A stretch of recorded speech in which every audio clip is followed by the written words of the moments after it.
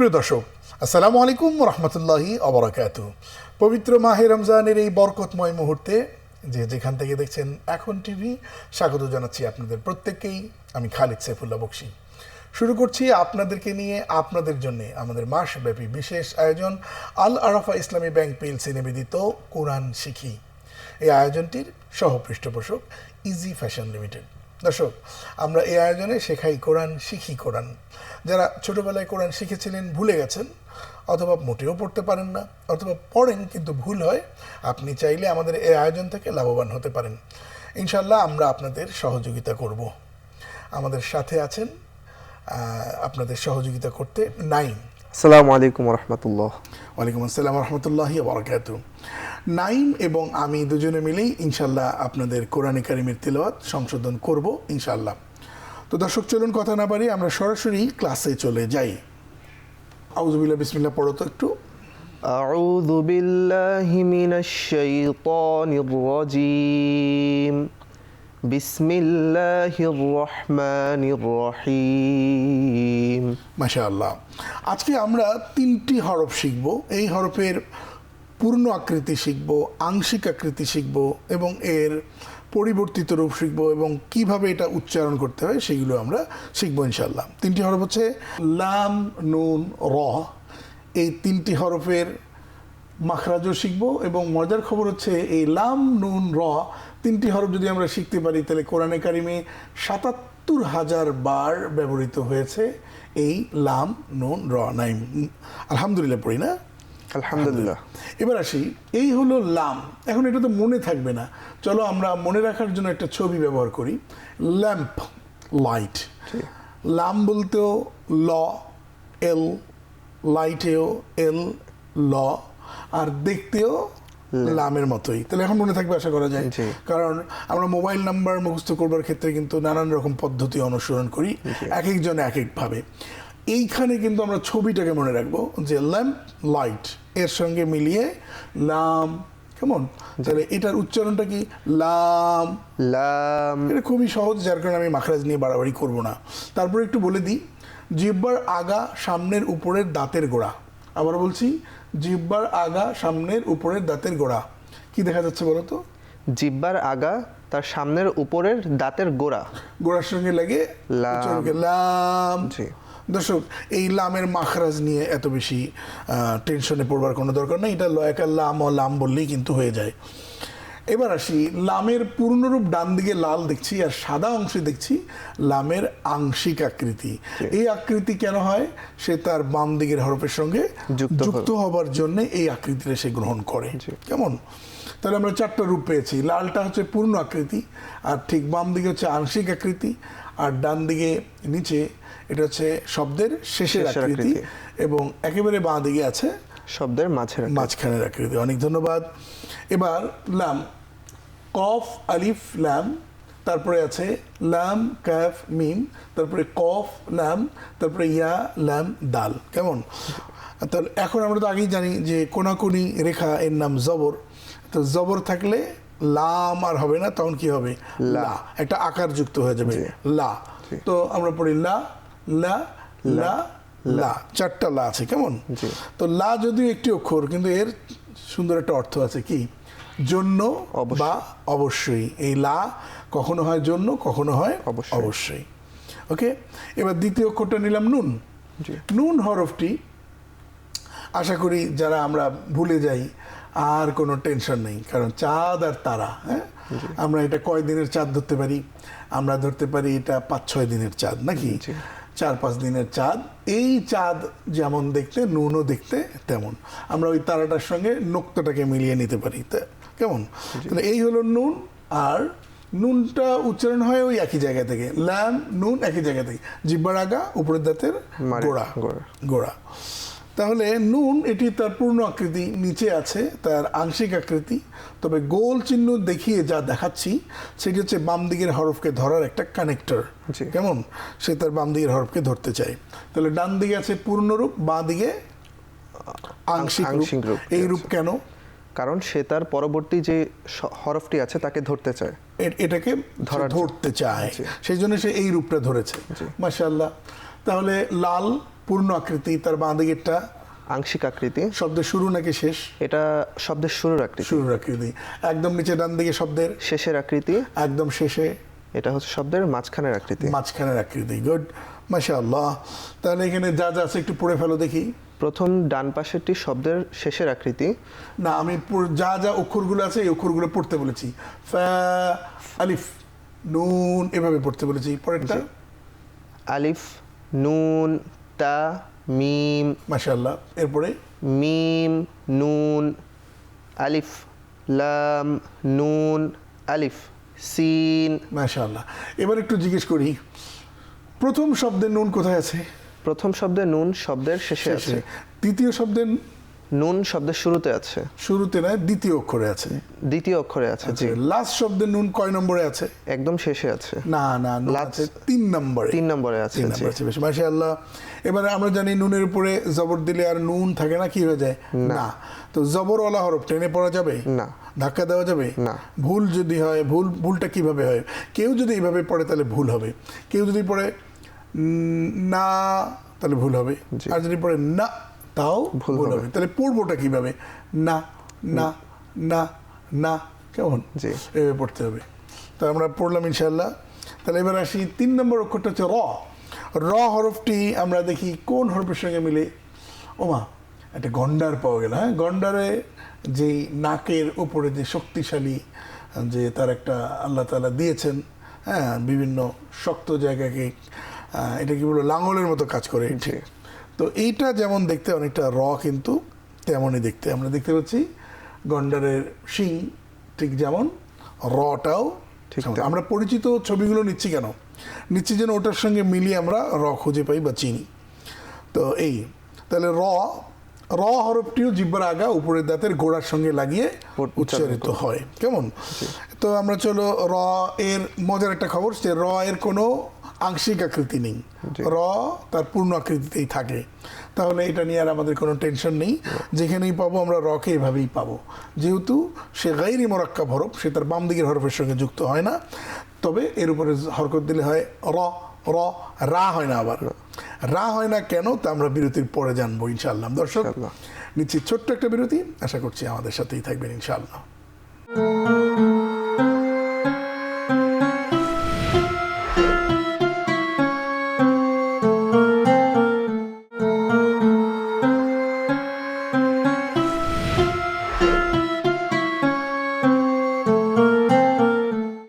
স্বাগত আরেকবার, সাথে ছিলেন অসংখ্য ধন্যবাদ।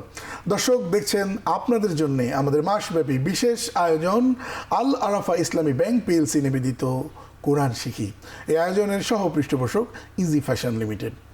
বিরতির আগে আমরা শিখেছি র হরফটির দেখতে কেমন, তার উচ্চারণ কেমন, এবং লাম নুন এই দুটো অক্ষরও শিখেছি। কিন্তু র হরফের মধ্যে কিছু পার্থক্য আছে। তোমাকে বলি, র এমন একটি হরফ যেটা কখনো মোটা হয়, কখনো পাতলা হয়। পাতলাটা কি সেটা আমরা পড়ে আসি, আগে মোটাটা কি সেটা শুনি। র এর উপর দেখো যে মিমের উপর জবর দিলে মা হয়, সিনের উপর জবর দিলে সা হয়, কিন্তু র এর উপর জবর দিলে রা হয় না।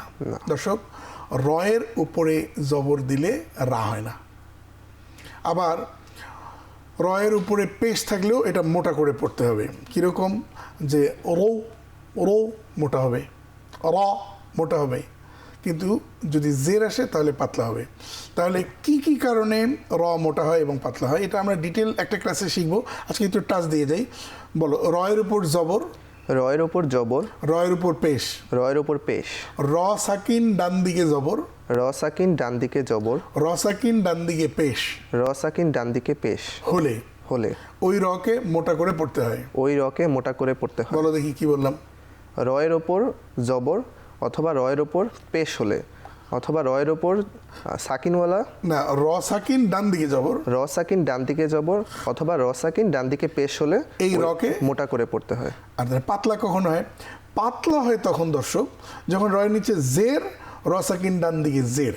আবার বলি, রয়ের নিচে জের, আবার রটা যদি সাকিন হয় ডান দিকে যদি হয় জের। এটা আমরা ডিটেল স্লাইড দিয়ে শিখবো ইনশাল্লাহ আমরা পরে। তো এই অবস্থায় রকে কি করে পড়তে হয়? এই অবস্থায় রকে চিকন বা পাতলা বা বারিক জি করে পড়তে হয়। কেমন? তাহলে এখানে আমরা মোটাই পড়বো র র র র। প্রশ্ন হচ্ছে উপরের রটা দেখতে একরকম, আবার নিচেরটা একটু অন্যরকম, জি। ব্যাপারটা কেন বলো দেখি।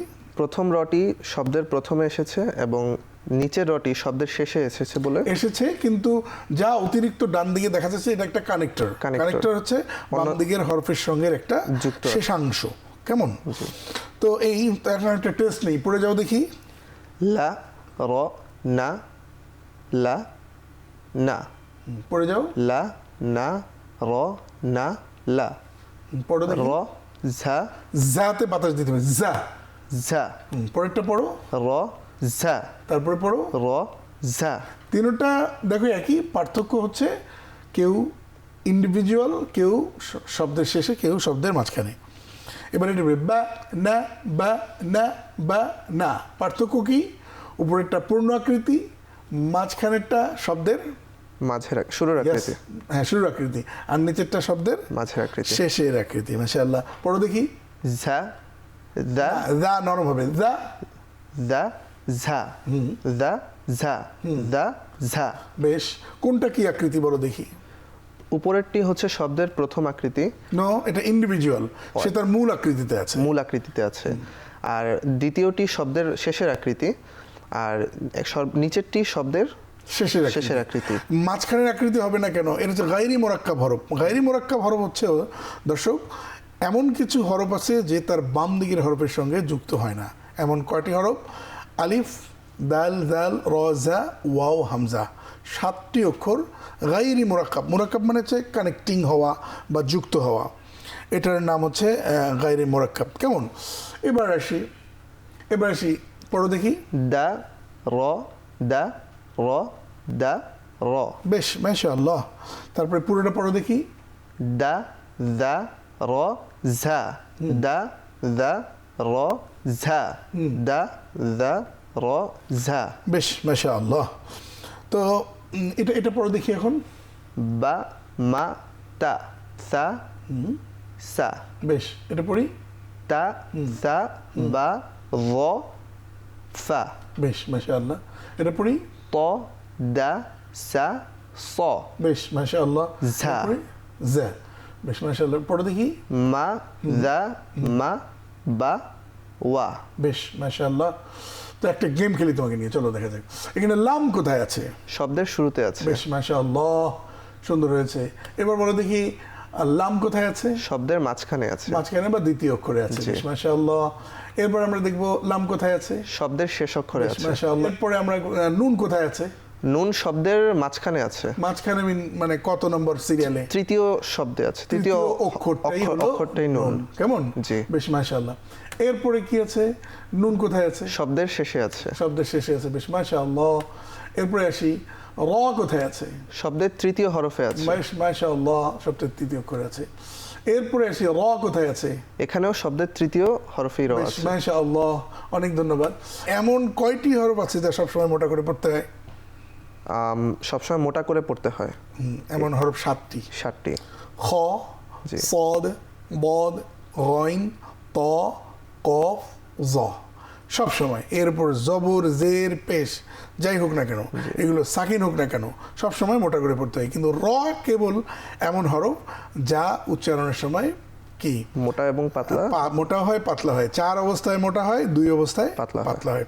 আশা করি তুমি বুঝে গেছো। দর্শক, আপনারাও বুঝতে পারবেন ইনশাআল্লাহ যদি আপনারা আমাদের সাথেই থাকেন। ছোট্ট একটা বিরতি নিচ্ছি, আশা করছি আমাদের ফেলে যাবেন না।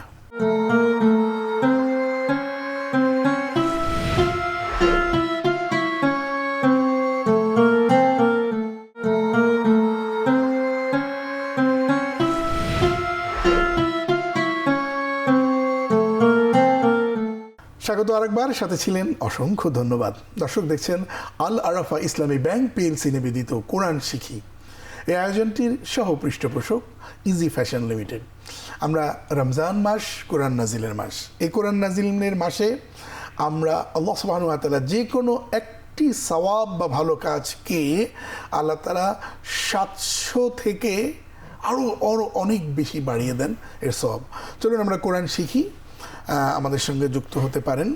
আমরা বিরতির আগে বর্ণ পরিচয়, বর্ণের পরিবর্তিত রূপ শব্দের শুরুতে মাঝখানে থাকলে কীরকম হয় এবং এর উচ্চারণের ধরনটা কী, এগুলো নিয়ে শিখেছি। এখন আমরা একটা সূরা শিখতে চাই, দেখা যাক। আজকে আমরা শিখবো সূরা কাফিরুন। কেমন? তো সূরা কাফিরুন একটু আউযুবিল্লাহ বিসমিল্লাহ পড়ো তো। أعوذ بالله من الشيطان الرجيم بسم الله الرحمن الرحيم। দর্শক, এই তাউজ তাসমিয়া বা আউযুবিল্লাহ বিসমিল্লাহতে সাধারণত 4টা করে ভুল হয় আমাদের। আউ অনেকের চাপটা হয় না, আউ হয় না। আউ আইন কণ্ঠনালীর মাঝখানে চেপে চেপে উচ্চারিত হয়। উ আউ।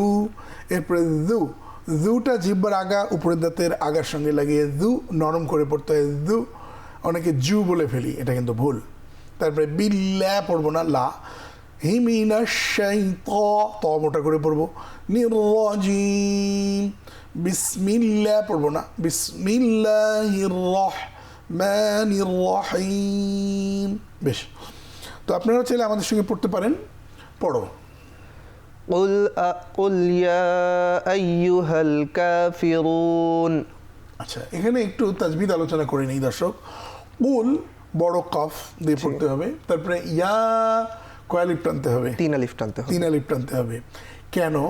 কারণ খাড়া জবর খাড়াজের উল্টা পেশ এক আলিফ টেনে পড়তে হয়, কিন্তু এই খাড়া জবর খারাজের উল্টা পেশের বাম দিকে যদি আলিফের রূপে হামজা আসে তাহলে 3 আলিফ টেনে পড়তে হয়।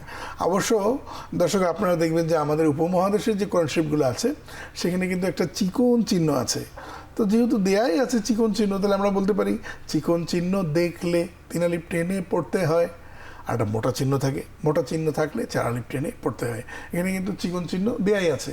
এই যে খাড়া জবরের উপরে দেখছেন, এই খাড়া জবরের উপরে চিকন চিহ্ন দেখেছেন, তাই 3 আলিফ টেনে পড়বেন। কিন্তু এটা কেন হয়?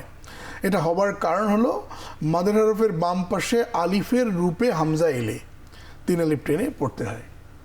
তো আসি, উল ইয়া আইয়ুহাল, অনেকে আইয়ুহাল শক্ত করে ফেলে, এমন কিন্তু করা যাবে না। আইয়ুহাল না, আইয়ুহাল মারুফ বা খুব সফটলি পড়তে হবে। হাল কাফিরুন, কাতে কা নয়, খ্যা, এখানে হামস আছে বা একটু বাতাস চালু রাখতে হবে। কেমন? কাফিরুন, র আবার মোটা করে পড়তে হবে। তোমাকে একটা প্রশ্ন করি, রুন আমরা থামবো, কয় আলিফ টেনে পড়তে হবে? 3 আলিফ টেনে। কেন? কারণ এখানে ওয়াকফ হয়েছে এবং এটির মূল কারণ হচ্ছে, দর্শকদেরকেও জানিয়ে দিই। দর্শক, মাদের হরফের বাম পাশে থামলে 3 আলিফ টেনে পড়তে হয়। মাদের হরফ কয়টি? 3টি। জবরের বাম পাশে খালি আলিফ, পেশের বাম পাশে জজমওয়ালা ওয়াও, জেরের বাম পাশে জজমওয়ালা ইয়া হলে 1 আলিফ টেনে পড়তে হয়। তবে যদি মাদের হরফের বাম পাশে থেমে যাই, 1 আলিফকে বাড়িয়ে 3 আলিফ টেনে পড়তে হবে। বলো দেখি। মদের হরফের বাম পাশে যদি আমরা ওয়াকফ করি তাহলে আমাদের 3 আলিফ টেনে পড়তে হবে, আর যদি ওয়াকফ না করি তাহলে 1 আলিফ টেনে পড়তে হবে। বুঝে গেছো? অর্থটা কি? অর্থটা বলুন হে কাফেরেরা। দেখি আল্লাহ তাআলা কি বলেন।